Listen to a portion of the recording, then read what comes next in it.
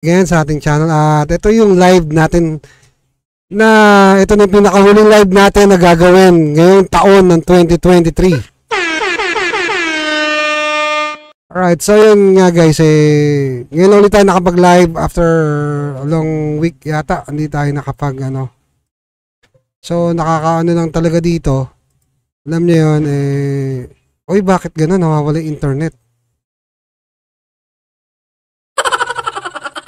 Hindi kasi ako nagbayad. Charot lang. Anyway, yun nga naman guys. Gusto ko lang batiin ng lahat ng goodbye, no? Goodbye 2023 and welcome 2024. At sa ating mga kababayan na ang dami natin pinagdaanan nitong 2023. Samot-saring di ba? Kaya may bumbero pang dumadaan ngayon. Yun, ingat po tayo mga kababayan sa mga taong yung alam niyo yun, may nagkakaroon na sunog.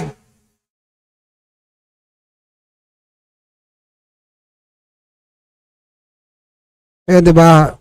Pinadaan lang natin yung bumbero. Pero yun nga guys, mag-iingat po kayo dahil nga gawa ng, alam niyo yun, maraming nangyayari ngayon na trahedya ng mga nakaraan, di ba? Mga sunog, di ba? Kalamidad. Andiyan yung lumindol kung saan di ba, parte ng Pilipinas. At naramdaman ho natin yun. Anyway, yun nga, maraming nangyari ng 2023.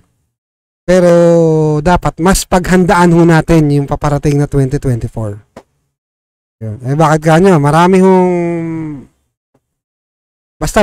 mangyayari itong taon na to.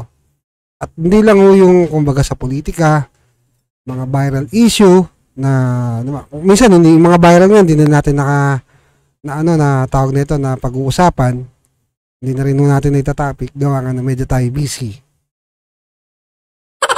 pero okay lang naman. Pero mas inaano natin yung mas priority yung kumbaga yung pero yun nga simulan natin to si Mekos. Yan, diba? So sobrang dami ho nang nangyayari sa ating bansa. Sobrang dami hong nangyari. Mayroon yung mga kontrobersyal na about sa mga confidential funds, sa mga kung ano-ano pa, di ba, na binabato sa ating VP President, sa ating Vice President na si Sara Duterte. Pero okay lang naman. Diba? Kasi alam naman ho natin na sa mabuting kamay at alam ho natin kung para saan ho gagamitin talaga. Hindi sa pag travel.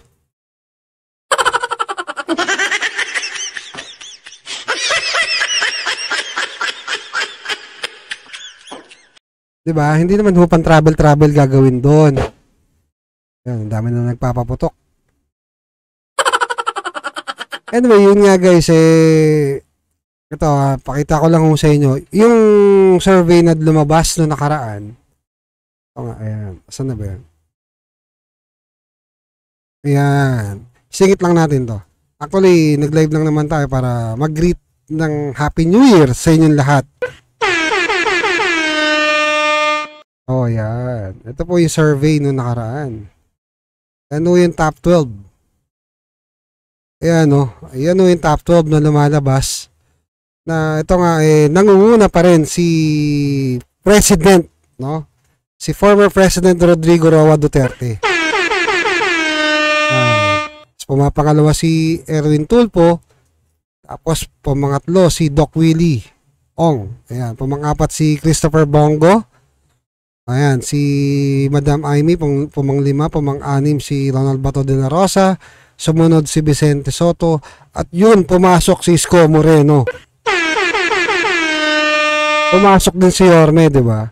Actually, kung titignan ho natin yung sitwasyon ng mga nagdaang panahon, dalawa lang naman ho talaga yung talagang nagpursige nung panahon ng pandemic.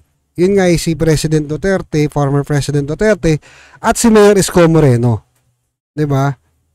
Nakikita naman ho natin kung ano yung mga ginawa nila. Sa Maynila, nakita nyo kung paano inasikaso. Diba? Ginawa yung mga pinaghandaan, yung mga bagay-bagay.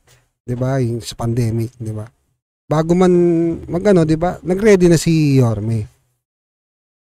Although hindi lahat na ano niya, pero okay din 'yun kasi 'di ba? Kumbaga sa ano pinagandaan niya yung pinakamabigat, yung ginawa niya sa Quirino Grandstand, 'di ba? Na ang galing nun, 'di ba? Bukod doon, yung mga eskwelahan, tapos sinabol niya yung, ano, yung Remdesivir, 'di ba? Yung mga gamot ng para sa COVID. At syempre, si former President Duterte, ang dami rin nung nagawa sa bansa natin. Kaya ho siya yung nag-number one. Tama? Kaya ho siya nag-number one. Hindi na ho natin kailangan isa-isahin yung mga tulay na pinagawa niya sa Visayas, sa Mindanao, yung mga bagong equipment ng ating sundaluhan, di ba? Tapos yung kung ano pa, di ba? Yung mga gamit. Tapos yung tawag nito, pagtaas nung yung 10 years validity ng driver's license, passport, ang dami nagawa. Kaya napaka-imposible na hindi mag-number one talaga si former President Rodrigo Duterte. Diba? Alright, so yun, nag-live lang naman tayo at siningit lang naman natin to. Actually, hindi ko naman talaga itatopic to, pero pinakita ko lang sa inyo para makita ninyo. At gusto ko lang kayong batiin lahat ng Happy New Year. Diba? Ingat po kayong lahat and God bless. Alright.